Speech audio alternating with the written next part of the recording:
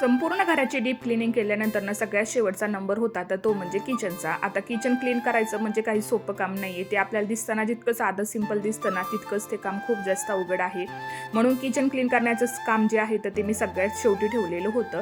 तर आता सगळे डबे वगैरे जे आहेत ना ते रिकामे करून घेतले आणि मग जीविकाला सुद्धा आज मदतीला घेतलेलं होतं, कारण की स्कूलला सुट्ट्या आहेत. तर म्हटलं मोबाईल वगैरे बघत बसण्यापेक्षा थोडीशी कामामध्ये मला सुद्धा हेल्प होईल आणि तिचा सुद्धा वेळ जाईल. तर भांडी वगैरे सगळी आहेत ना मी बाहेरच घासण्यासाठी नेलेली होती. आता म्हटलं जोपर्यंत भांडी सुकतायत तोपर्यंत म्हटलं चला आपण किचन जो आहे तो क्लीन करून घेऊयात. आता स्प्रेच्या मदतीने येत ना सगळ्या स्टाईल वगैरे ज्या आहेत ना किचनच्या त्या सगळ्या मी क्लीन करून घेतल्या.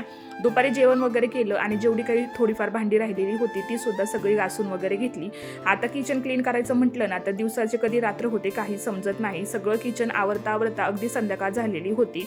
तर आता संध्याकाळच्या जेवणामध्ये काय बनवायचं म्हणून म्हटलं चला साधं सिंपल आपण बेसन भाकरी जे आहे ते बनवूयात, म्हणजे झटकीपट होऊन सुद्धा जाईल आणि सगळ्यांचं पोट सुद्धा भरेल. आता सगळ्या शेवटी येत ना मसाल्याचा डब्बा सुद्धा मी भरून घेतला, कारण की दुपारी ते भरण्याचं माझ्या लक्षात नव्हतं. तर चला व्लॉगचा मी इथेच एंड करते. तोपर्यंत बाय.